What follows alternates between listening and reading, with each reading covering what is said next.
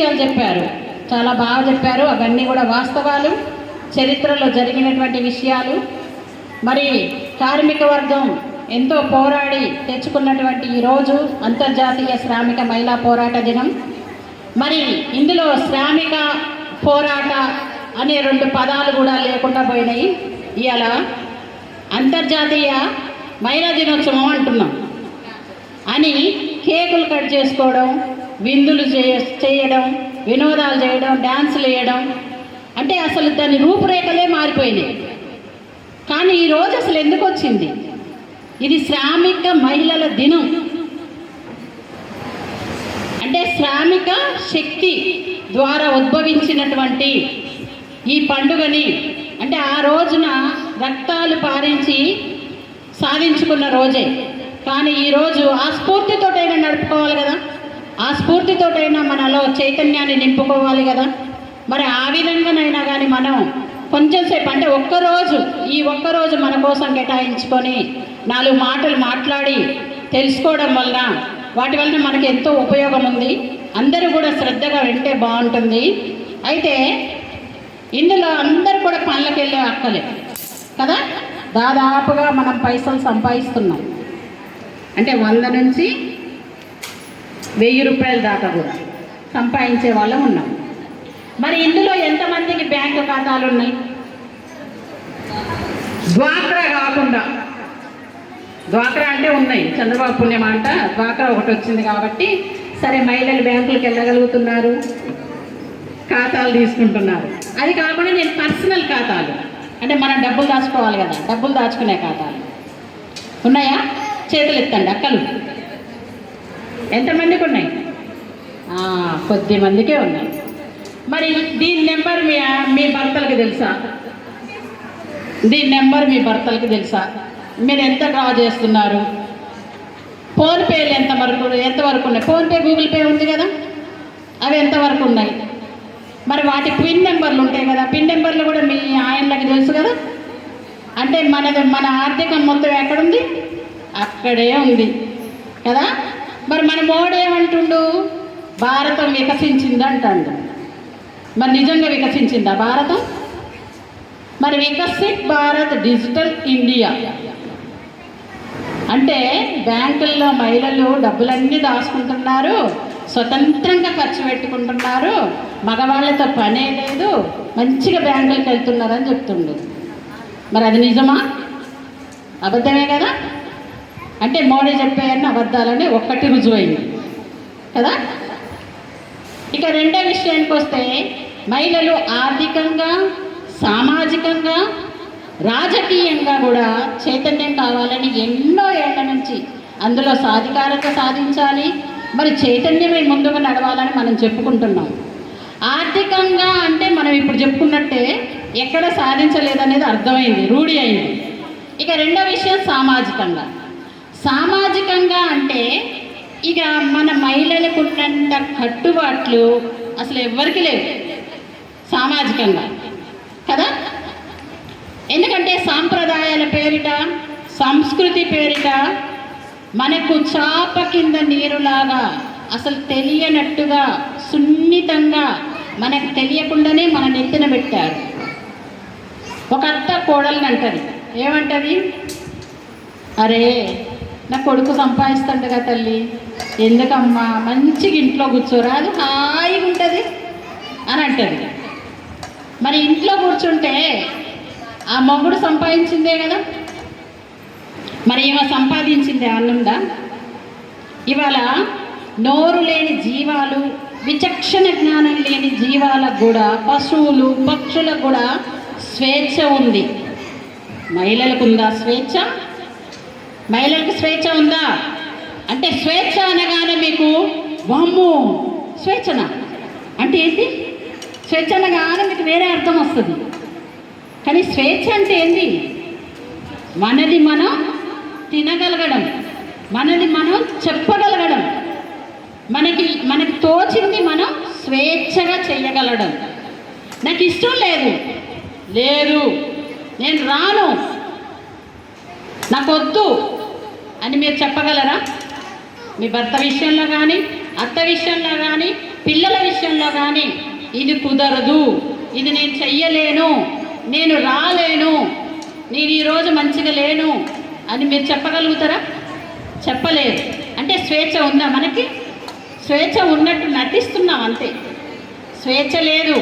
భర్త అంటాడు ఇంట్లో, నీకేందే ఇంత స్వేచ్ఛ ఇచ్చినా, ఇంకేందే నువ్వు ఏడికని మీటింగ్ పెట్టి రక్కలు పోయినావు వచ్చినావు, ఇంకేందే కొంచెం ఆగండి మీరు ఫోన్లు వస్తాయి, ఏం బయలుదేరిరా, చీకటి పడుతుంది తొందర రండి అని అవి వస్తుందట అక్కకి ఫోన్ ఆల్రెడీ అట్లా వస్తాయి.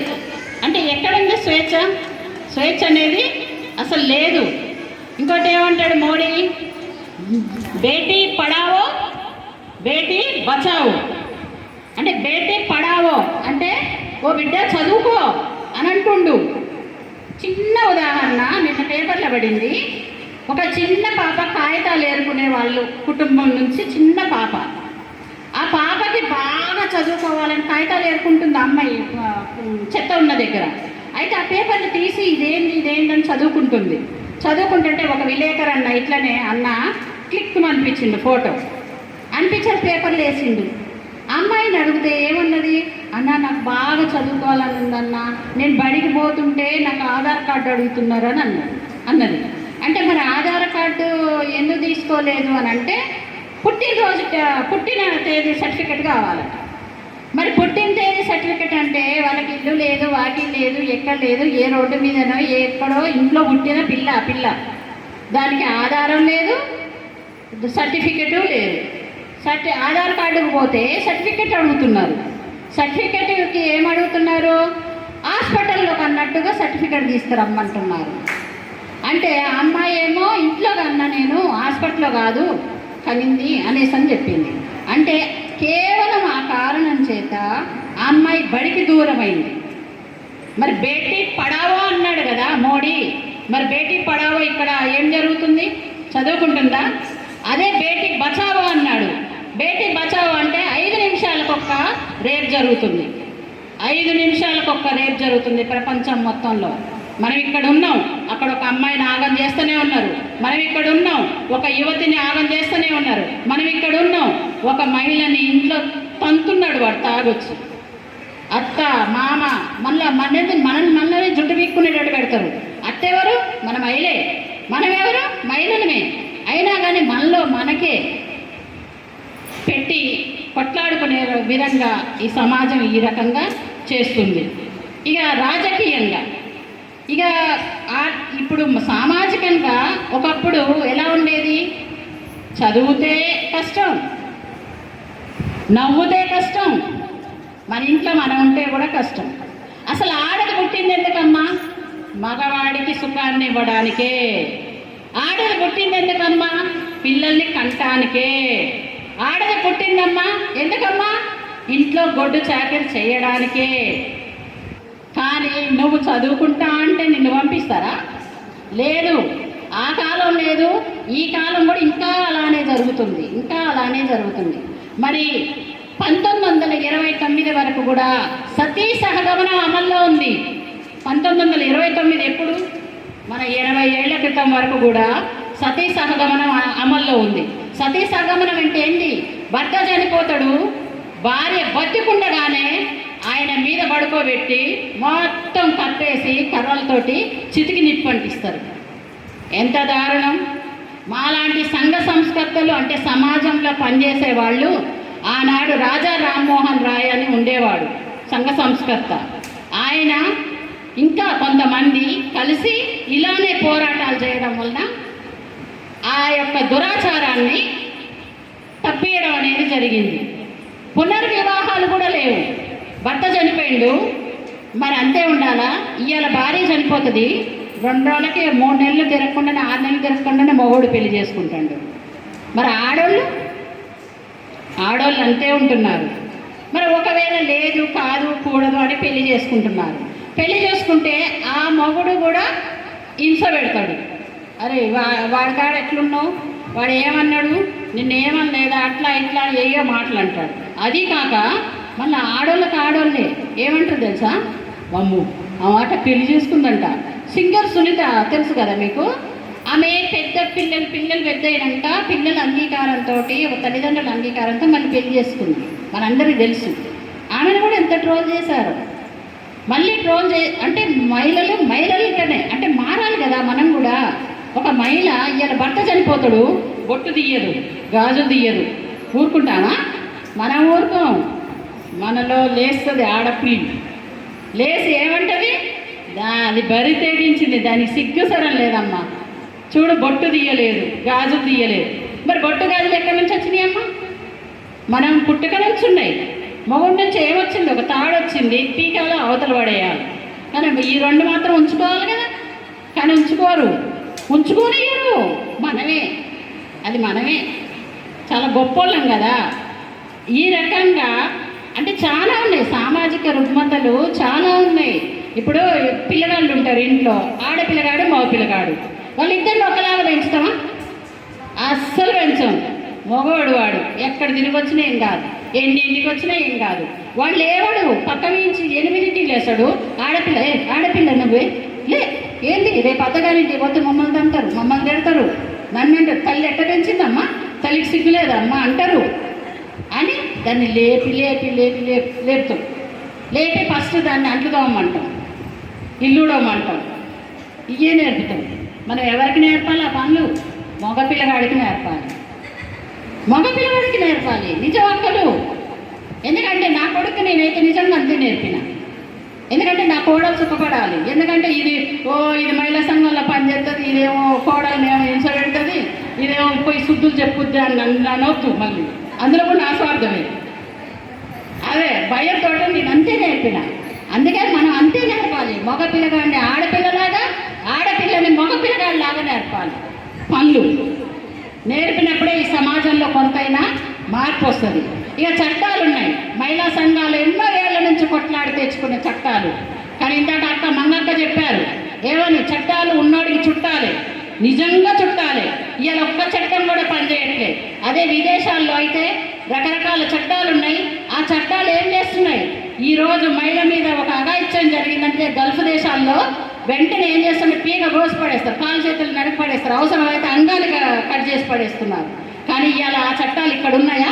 లేవు. ఇక్కడ ఉన్నా కానీ ఒకవేళ ఊరేసినా కానీ అది నిజంగా వాడికి పడాల్సిన ఉరి కాదు, వేరే వాడిని తీసుకొచ్చి ఊరేస్తున్నారు. అందుకనే ఉరి వేయడం కూడా కరెక్ట్ కాదు. కానీ నిజ నిర్ధారణ మొత్తం, వాడి నేర చరిత్ర మొత్తం కూడా నిజ నిర్ధారణ చేసిన తర్వాతనే వాడికి అమలు చేయాలి. కానీ ఈ చట్టాలు అమలు చేయకపోవడం కారణం ఎవరు? ప్రభుత్వాలు. ఇలా మద్యం ఏర్లై పారుతుంది, డ్రగ్స్, ఫోన్ వీడియోస్, రీల్స్ తిప్పుతుంటే ఫోన్ వీడియోస్. 17 ఏళ్ల పిల్లగాడికి ఒకప్పుడు సంసారం చేయడం తెలిసిందా? ఇవాళ సంసారం చేస్తాడు వాడు. ఎందుకంటే వీడియోలో చూస్తాడు. వాడు పోయి 5 ఏళ్ల పాపం మీద ప్రయోగిస్తాడు. ఏంది సమాజం ఎడిపోతుంది? మరి చట్టాలు ఏం చేస్తున్నాయి? లేకపోతే ప్రభుత్వాలు ఏం చేస్తున్నారు? మోడీ ఏమంటాడు? నారీ శక్తి అంటాడు. నారీ శక్తి ఎలిగిపోతుంది. నారీ దేశంలో ఎక్కడ ఎలుగుతుంది? ఆయన మాటల్లో ఎలుగుతుంది, మన చేతల్లో ఎలగట్లే. ఈ అడుగడుగున ఇలాంటి మనకి వెనకబాటుతనాన్ని 100 ఏళ్ళు వెనక్కి తీసుకెళ్తున్నది నారీ శక్తి. ఏంటంటే పురోగమనం కాదు, తిరోగమనానికి తీసుకెళ్తుంది. ఇవాళ పండగ వచ్చిందంటే అక్కలు అడావుడి అంతా ఇంత ఉండదు.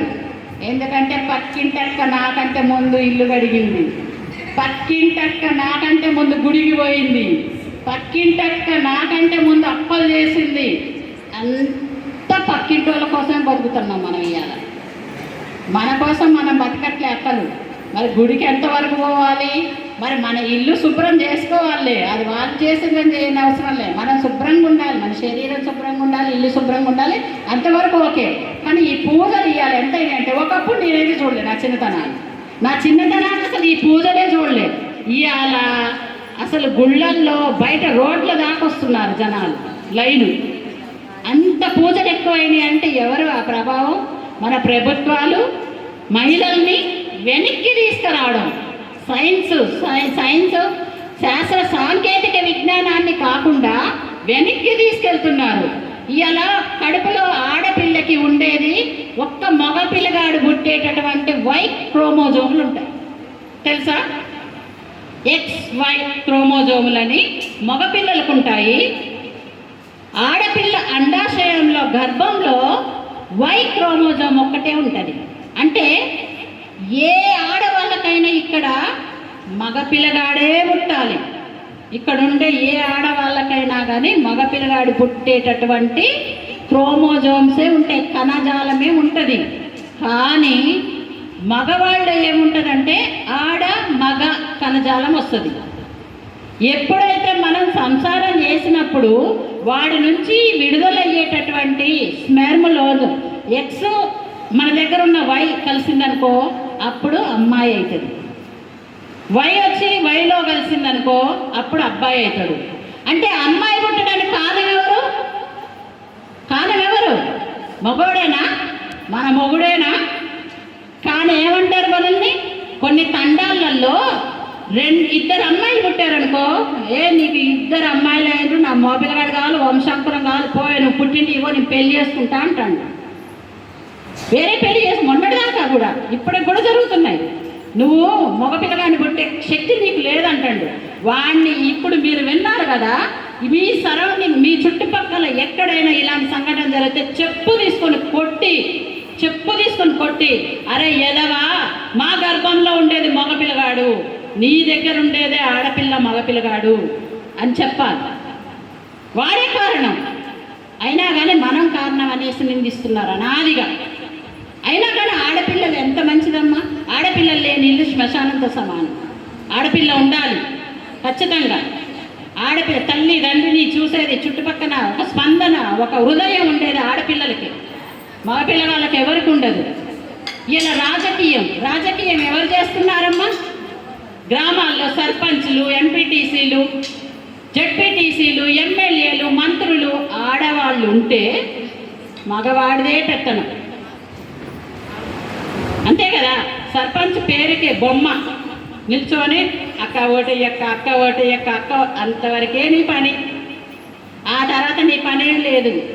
లావాదేవీలు అన్నీ కూడా ఆడే నడిపిస్తూ ఉంటాడు పయ్యోడు, మన ఇంటోడు. ఇంటికి మహారాణి అంటారు. నీకేందే ఇంటికి మహారాణివి, మన వెనక మహారాజు ఉంటాడు కదా. మనకేం గొప్పగా ఇంటికి మహారాణి నువ్వే అంటారు. ఇంట్లో ఏం చేస్తారు? మంచిగా ఈ వంటిల్లు అప్పచెబుతారు మనకి, వంటింటికి మహారాణులం మనం. కానీ వెనకేం చేస్తాడు? కింగు లాగా వాడు మొత్తం హోల్ ఫ్యామిలీని వెళ్తాడు వాడు అందరి మీద.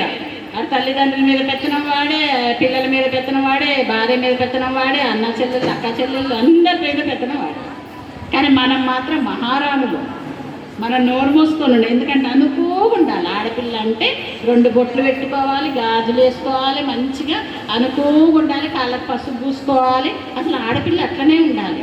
మనం అంతే ఉంటున్నాం, మన కర్మ అది. మనకి ఏమీ హక్కులు అవసరం లేదమ్మా. ఒక మనిషికి, ఒక మానవుడికి జీవించేటటువంటి హక్కులు, జీవించినప్పుడు ఎలాంటి హక్కులు ఉన్నాయో ఆ హక్కులు మనకిస్తే చాలు. మనం ప్రత్యేకంగా ఆడవాళ్ళకి హక్కులు అడగట్లేదు. ఒక మనిషికి ఉండాల్సినటువంటి హక్కు అడుగుతున్నాం మనం. ఆ హక్కులు మనకు కావాలి. ఇప్పటి వరకు కూడా చాలా శ్రద్ధగా మంచిగా విన్నందుకు మీ అందరికీ కూడా ప్రత్యేకంగా ధన్యవాదములు. మరి మనం ప్రగతిశీల మహిళలమై చైతన్యవంతంగా మరి ఇప్పుడు విన్న ఇక్కడే మర్చిపోకుండా అందులో కొంచెమైనా ఆచరణకి తీసుకొని వస్తారని, ముందుకు నడుస్తారని నేను ఆశిస్తూ ఇంతటితోటి ముగిస్తున్నాను.